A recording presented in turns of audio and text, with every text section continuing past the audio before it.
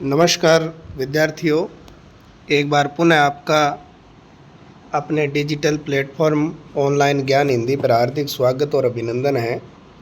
ये कक्षा 12 के आरोह पाठ्य पुस्तक में शिरीष का फूल हजारी प्रसाद द्विवेदी का एक महत्वपूर्ण निबंध है, जिससे हर बार परीक्षा में प्रश्न आते हैं और यहाँ से एक बहुत ही महत्वपूर्ण व्याख्या है वो हर बार देखने को मिलती है। तो इस पाठ का हम इसके मुख्य बिंदुओं का आज अध्ययन करेंगे, जिससे हो सकता है परीक्षा में आपको बड़ी राहत मिलेगी। तो सबसे पहले तो जिन्होंने इस चैनल को सब्सक्राइब नहीं किया है वो चैनल को सब्सक्राइब कर लें, बेल आइकन को प्रेस कर लें, वीडियो को लाइक करें, शेयर करें, ताकि आगामी जो वीडियो का नोटिफिकेशन है वो आप लोगों को मिल जाएगा। बात करते हैं हजारी प्रसाद द्विवेदी के निबंध की। तो सबसे पहले इसके पाठ परिचय के विषय में हम बात करते हैं। तो हजारी प्रसाद द्विवेदी का ये जो निबंध है शिरीष का फूल, ये जो निबंध इनका एकमात्र एक काव्य संग्रह है जिसका नाम है कल्पलता। एक निबंध संग्रह है कल्पलता, वहाँ से लिया गया है। कहते हैं कि जेठ की तपती हुई गर्मी लू के वातावरण में भी शिरीष पेट अपनी कोमलता के बावजूद भी विपरीत परिस्थितियों में भी खिलता रहता है। लेखक शिरीष के फूल को एक अवधूत की तरह देखता है। अब अवधूत ऐसा साधु सन्यासी होता है जो सांसारिक मोह माया से ऊपर उठा हुआ होता है। ऐसे साधु को अवधूत कह देते हैं, जो सुख और दुख से अप्रभावित रह करके भी मौसम में मस्ती और स्थिरता से जीता रहता है। इस निबंध से शिरीष की कोमलता और संघर्ष की क्षमता को माध्यम बना करके लेखक ने जीवन में धैर्य, स्थिरता और आनंद से जीने की प्रेरणा दी है। ऐसी भावधारा में बहते हुए उसे देह बल के ऊपर आत्मबल का महत्व सिद्ध करने वाली इतिहास विभूति गांधी जी की याद आ जाती है। क्योंकि जिस तरह से शिरीष का फूल है वो कितनी भी गर्मी हो, बरसात हो, सर्दी हो या अन्य जो है बमंडर हो, तूफान हो, इसमें क्या होता है कि अपनी अजेयता को बनाए रखने के लिए एक स्थान पर स्थिर रहता है और हमेशा हरा भरा रहता है। ऐसे ही हमारे एक देश के नेता हुए जिनका नाम है महात्मा गांधी जी, उनकी याद शिरीष को देख करके लेखक को आती है। क्योंकि देश में मार काट, अग्निदाह, लूटपाट, खून कच्चर का बमंडर बह रहा था। इस विकट परिस्थितियों में भी महात्मा गांधी धैर्य, स्थिरता व आनंद के भाव में खड़े रहे तथा देश को स्वतंत्रता दिलाई।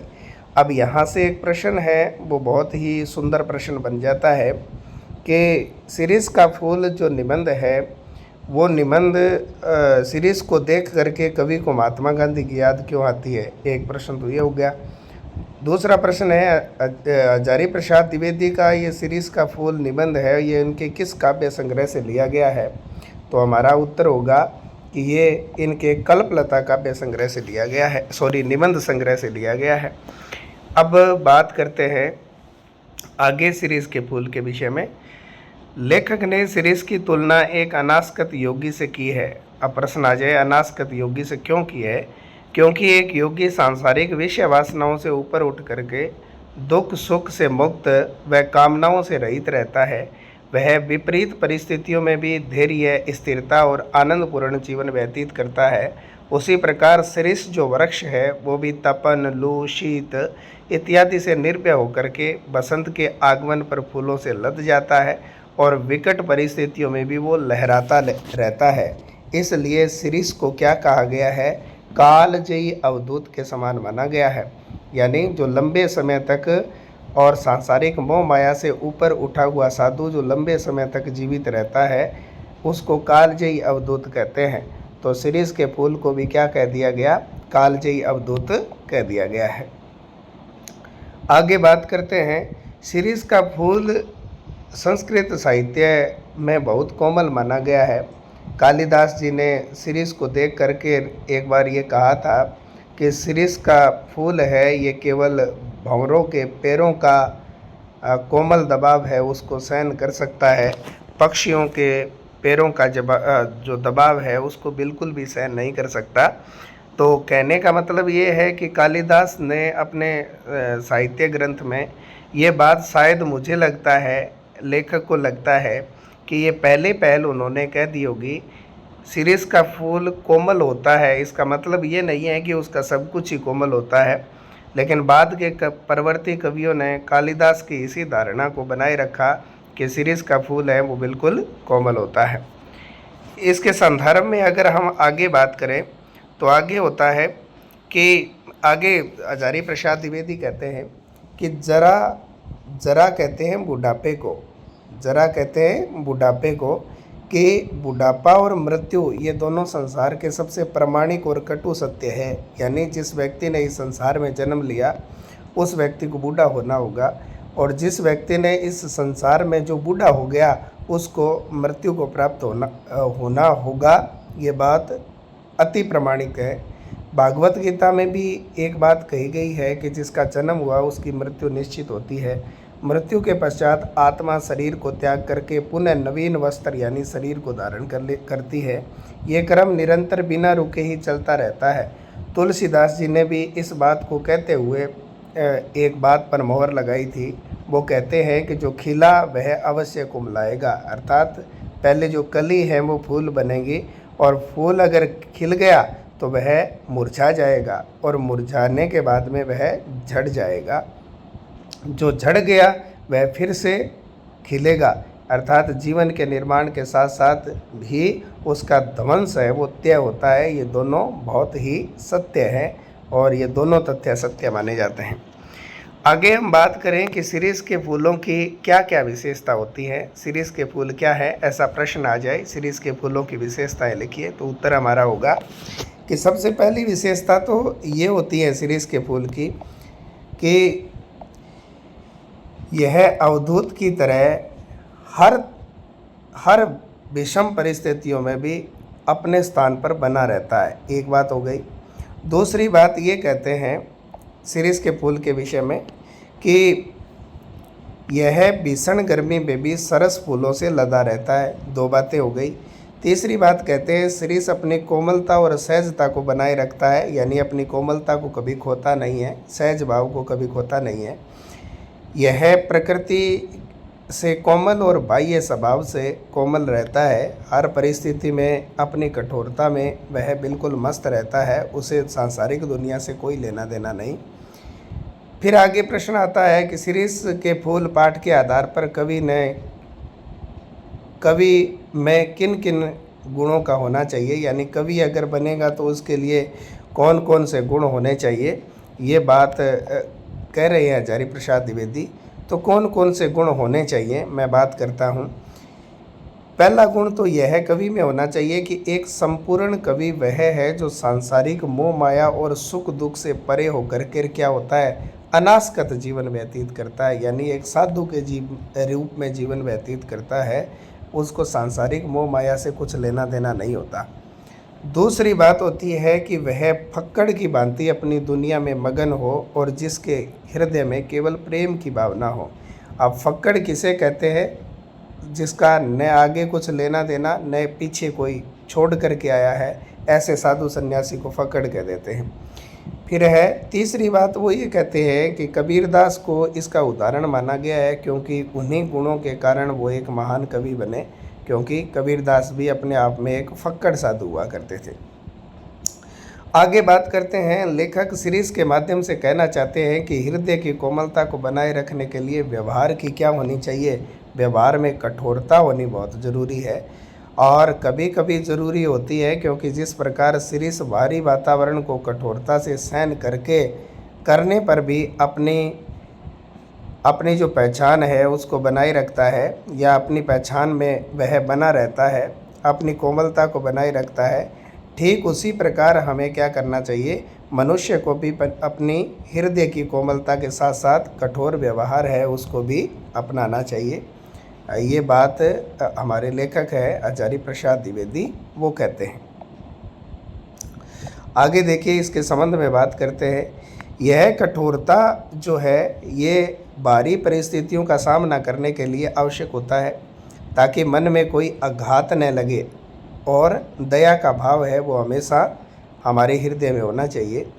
आगे हजारी प्रसाद द्विवेदी कहते हैं कि शीर्ष के जो फूल हैं वो कर्तव्यशील बने रहने को मानवीय मूल्य के रूप में स्थापित करता है, यानी व्यक्ति को हमेशा अपने समाज के प्रति कर्तव्यशील बने रहना चाहिए। पाठ के अंत में जो है कवि हजारी प्रसाद द्विवेदी कहते हैं कि शीर्ष के फूल जो है, इस पाठ में लेखक ने सामंती वैभव और विलास के खोखलेपन को उजागर किया है। कहते हैं कि जो लोग इस संसार में केवल सामंती जीवन व्यतीत करने के लिए आए हैं, धन दौलत है वो बनाने के लिए आए हैं, उन व्यक्तियों से परे हट करके समाज को देखना चाहिए। वो व्यक्ति समाज में एक खोखलेपन को ही उजागर करते हैं। इस पाठ की कुछ महत्वपूर्ण व्याख्याएं हैं जिसके संबंध में हम बात करेंगे। ये हर बार पेपर में पूछी जाती हैं, ये बेहद ही महत्वपूर्ण है, हमें इस बात को याद रखना है। यहाँ से है व्याख्या। मैं विद्यार्थियों से निवेदन करूँगा कि जब भी वो इस तरह के वीडियो मेरे देखें तो वो अपनी पाठ्य पुस्तक है उसको ज़रूर साथ में रखें, क्योंकि पाठ्य पुस्तक से हमें ये पता चलेगा कि हमने कहाँ से लेकर के कहाँ तक की व्याख्याओं को किया है। देखिए, यहाँ महाकाल देवता से लेकर के जमे कि मरे यहाँ तक की व्याख्या हम करने जा रहे हैं। देखिए, सबसे पहले संदर्भ होता है। संदर्भ में हम लिखते हैं कि प्रस्तुत गद्यांश है वो हमारी पाठ्य पुस्तक आरोह है भाग 2 के लेखक हजारी प्रसाद द्विवेदी के द्वारा रचित और शीर्ष के फूल ललित निबंध से लिया गया है। ये तो इसका संदर्भ हो गया। अब बात करते हैं इसमें बताया क्या गया है, इस गद्यांश में बताया क्या गया है। तो इस गद्यांश में लेखक जीवन के सत्य का वर्णन करता है कि जीवन में सत्य क्या है। व्याख्या की पंक्ति शुरू होती है। हजारी प्रसाद द्विवेदी कहते हैं कि मृत्यु के देवता है वो लगातार धूप, लू, शीत, बारिश जैसे विघ्नों से अपने कोड़े हैं वो चला रहे हैं। यानी कभी बहुत ज़्यादा गर्मी होती है तो कभी लू चलने लगती है, कभी शीत ऋतु का आगमन होता है, कभी बरसात होती है। ये प्रकृति के अपने विघ्न हैं जो मनुष्य को झेलने पड़ते हैं। जो कमज़ोर व दुर्बल होते हैं, यानी जिनमें साहस की कमी होती है, जो साहसी नहीं होते और हिम्मत की कमी होती है, वे तो झड़ जाते हैं या मृत्यु को प्राप्त हो जाते हैं। और जिसमें हिम्मत और साहस होती है वो जिजीविषा। अब जिजीविषा शब्द का अर्थ होता है जीने की इच्छा से पूरी तरह समय की चाल को समझते हैं, वहीं टिके रहेंगे। तो काल देवता है वो काल देवता की आंखों से छिप जाएंगे। लेकिन ऐसे लोग बुद्धिहीन होते हैं, बुद्धिमान नहीं होते, जो क्या करते हैं, एक स्थान पर टिके रहते हैं। जीवन जीने की कला में हिलने डोलने, स्थान बदलने में है। कहते हैं कि जीवन जीने की कला क्या है, हमेशा हिलते डुलते रहना चाहिए, एक स्थान पर जम कर के नहीं बैठना चाहिए। ये हर स्थान है वो परिवर्तित करना चाहिए। कोड़े की मार से बचने में अर्थात पीठ पर पड़ती है तो, लेकिन अगर आगे की तरफ मुँह करके अगर आगे बढ़ते रहे, कर्म करते रहे और कोड़ों की मार से जो है वो बचने की संभावना है वो बनी रहती है। और अगर एक स्थान पर अगर हम टिक करके रह गए, इसका मतलब क्या हुआ, इसका मतलब हुआ कि हमने सांसारिक दुनिया में से अपना मोह जो प्रेम है उसको बनाए रखा और एक समय ऐसा आता है कि उस समय हम मृत्यु को प्राप्त हो जाते हैं। आगे देखिए, जहाँ एक ही जगह जम गए, मृत्यु ने पकड़ लिया। चलना, गतिशील रहना, परिवर्तन स्वीकार करना संसार का जीवन का सत्य होता है। इसमें मुँह छिपाना व्यक्ति की मृत्यु के समान होता है। अर्थात समाज में होने वाले, प्रकृति में होने वाले समस्त जितने भी परिवर्तन हैं, उन परिवर्तनों को हमें स्वीकार करना चाहिए और उन्हीं परिवर्तनों के अनुरूप ही हमें आगे बढ़ना चाहिए। ये नहीं है कि जिस तरह से संसार के पहले का जो ज़माना था उसी ज़माने में अगर हम चलते रहे तो हम हमेशा उन लोगों से अक्सर पीछे रह जाएंगे जो आधुनिक जीवन में जीवन व्यतीत कर रहे हैं, ऐसा कवि कहते हैं। इसमें विशेष कुछ बिंदु है जिनको हमें ध्यान रखना है। जिस संस्कृत निष्ठ हिंदी भाषा का प्रयोग इस गद्यांश में किया गया है। लेखक ने परिवर्तन के शाश्वत नियम की एक बहुत सुंदर व्याख्या है वो की गई है। मुहावरे युक्त शब्दावलियों का प्रयोग यहाँ पर किया गया है। तो ये इस वाक्य के इस गद्यांश के कुछ विशेष हो जाते हैं जिनको हमें ज्ञात रखना है। आगे एक दूसरी व्याख्या है जो बहुत अधिक महत्वपूर्ण है, वो हमें भी याद रखनी है। इस व्याख्या से भी हो सकता है पेपर में प्रश्न है वो आपसे पूछा जाए। ये बेहद महत्वपूर्ण व्याख्या है जिसको हमें याद रखना है, भूलना नहीं है इसको। बात करते हैं क्या कि अवधूतों के मुख से ही संसार की सबसे सरस रचना लिखी गई है, यहाँ से लेकर के और उमड़ सकता है यहाँ तक की व्याख्या को हम करने जा रहे हैं। देखिए, सबसे पहले तो जो संदर्भ है तो वो तो संदर्भ वही रहेगा कि प्रस्तुत गद्यांश है वो हमारी पाठ्य पुस्तक आरोह भाग 2 के लेखक आचार्य प्रसाद द्विवेदी के निबंध सीरीज के फूल से लिया गया है। ये तो हो गया संदर्भ। और सीधा हम प्रसंग पर चले तो प्रसंग है, लेखक ने कहा है कि जो कर्म योगी होते हैं, निर्मल हृदय वाले व्यक्ति होते हैं, उन्होंने ही संसार की सरस रचनाओं को लिखा है। सबसे अच्छी रचनाएं वही लोग लिख पाए हैं। व्याख्या करते हैं इसकी। द्विवेदी जी कहते हैं कि साधु सन्यासी ही वे कर्म योगी होते हैं, अर्थात साधु सन्यासियों ने सांसारिक मोह माया को त्याग करके एक अलग समाज है, या मैं ये कहूँ कि एक अलग समाज की, संसार की एक अलग छवि को देखा है, इसलिए वो कर्मयोगी होते हैं। जो संसार की सभी इच्छाओं से मुक्त होते हैं, उन्होंने ही इस संसार की सबसे अच्छी है वो रचनाएं की है। उनकी रचनाओं में जीवन का सार तत्व है, शिक्षा है, संदेश है। संत कबीर बहुत कुछ शिरीष के वृक्ष के समान ही दिखाई देते थे, मस्त थे, बिना किसी चिंता के बेफिक्र रहा करते थे। फिक्र के परे जीवन रस में पूर्णतः मस्त मोला रहा करते थे। शिरीष की भांति ही हर कठिन परिस्थितियों में जीने की कला से पूर्ण उत्साही थे। लेखक बताते हैं कि कालिदास भी इसी तरह कबीरदास और शिरीष की भांति अनासक्ति रहे होंगे, जिन्हें सांसारिक इच्छाओं से कोई लगाव नहीं था, यानी सांसारिकता से उनको कोई लेना देना नहीं था, सांसारिकता से उनको किसी भी प्रकार का कोई लगाव नहीं था। जिस तरह शिरीष के फूल धूप, धूल, गर्मी, लू, तपन, सर्दी, ओले, बारिश हर मौसम के थपेड़ों में गुजर करके और सुंदर फूलों के साथ जीता है, उसी प्रकार मेघदूत काव्य भी अनासक्त और निर्मल हृदय वाले कालिदास के हृदय से ही रचित हो सकता है। कहने का आशय यही है कि भाई है जो जीवन है उसकी कठोरता हृदय को उतना सरल व कोमल है वो बना देती है। अब एक प्रश्न ये आ जाएगा कि शिरीष के फूल की तुलना है वो कबीरदास और कालिदास या महात्मा गांधी से क्यों की गई है, तो उसके प्रश्न का उत्तर भी यही है और एक बहुत सुंदर व्याख्या है वो यहाँ देखने को मिली। आगे हम इसके विशेष के संबंध में कुछ बातें करेंगे। तो विशेष क्या है देखिए, तो यहाँ संस्कृत निष्ठ भाषा का सुंदर प्रयोग किया गया है। फूलों की कोमलता की समानता कवियों से की गई है और कवियों को अवधूत बनाने के लिए और प्रेरित किया गया है, यानी संसार के सबसे अवधूत व्यक्ति होते हैं, उनके मुख से ही संसार की सबसे सरस रचनाएं निकलती हैं। आगे हम एक व्याख्या और रह गई है, उस व्याख्या को हम पढ़ते हैं और ये भी व्याख्या है वो बेहद महत्वपूर्ण है, यानी इस पाठ की कुछ महत्वपूर्ण जितनी भी व्याख्याएं थी मैंने यहाँ इस वीडियो में डाली है। आप लोग अगर पढ़ेंगे तो आपको इससे मुझे लगता है कि बड़ी राहत आपको मिलेगी और अच्छे अंक आपके आएंगे। ये जो व्याख्या हम शुरू करने जा रहे हैं, ये व्याख्या है शुरू होती है कहाँ से, हमारे देश के ऊपर, और वहाँ से लेकर के आज कहाँ हैं यहाँ तक व्याख्या कर रहे हैं हम। सबसे पहले तो इसका संदर्भ होगा, तो संदर्भ तो वही रहेगा प्रस्तुत गद्यांश हमारी पाठ्य पुस्तक आरोह भाग 2 के लेखक आचार्य प्रसाद द्विवेदी के द्वारा रचित और शिरीष के फूल निबंध से लिया गया है। फिर इसका प्रसंग की बात करें तो इसमें लेखक ने वर्तमान परिस्थिति एवं गांधी जी के विषय में विचार प्रस्तुत किए हैं। देखिए क्या कहते हैं लेखक कहते हैं कि हमारे देश में स्वार्थ, चोरी, भ्रष्टाचार के कारण जो मारना, काटना, अग्नि लगाना, लूटपाट होना, खून खराबे का माहौल बना हुआ है, उसके भीतर अर्थात उस देश की में कोई शांति से नहीं रह सकता, लेकिन शिरीष रह सकता है और शिरीष की भांति ही अपने देश का एक बूढ़ा भी रह सका था।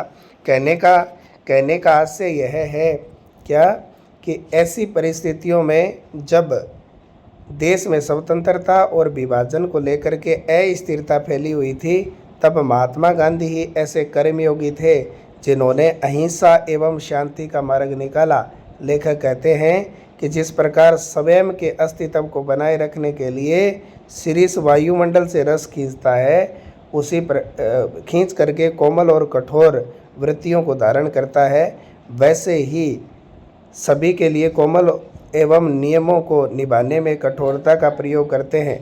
यह प्राण शक्ति उन्हें भी शीर्ष की भांति विपरीत परिस्थितियों में ही मिलती है। लेखक कहते हैं कि जब जब शीर्ष की तरफ देखता हूँ तो मेरे हृदय में एक पीड़ा उठती है और ये सोचता हूँ कि शीर्ष जो है वो तो आज यहाँ पर बना हुआ है, लेकिन वो अवधूत अर्थात महात्मा गांधी हैं वो कहाँ हैं। उनके जैसा संयमी, कठोर, कोमल हृदय वाला महापुरुष अब इस देश में नहीं रहा है। अब बात करते हैं विशेष की, तो संस्कृतनिष्ठ हिंदी भाषा का सुंदर प्रयोग इस गद्यांश में किया गया है। गांधी जी को अवधूत के समान बताया गया है, यानी ऐसा साधु सन्यासी जो सांसारिक मोह माया से ऊपर उठ गया हो। और तीसरी बात करें कि गांधी जी की कोमलता और कठोरता को लेकर के और विचार व्यक्त किया गया है। तो आप लोगों को इस तरह के वीडियो जैसे देखने हैं या फिर इससे आपको अगर सहायता मिलती हो तो आप वीडियो को लाइक कर दें, चैनल को सब्सक्राइब कर लें, बेल आइकन को प्रेस करें ताकि आगामी वीडियो है उसका नोटिफिकेशन है वो आप लोगों को मिल जाए। तब तक के लिए धन्यवाद।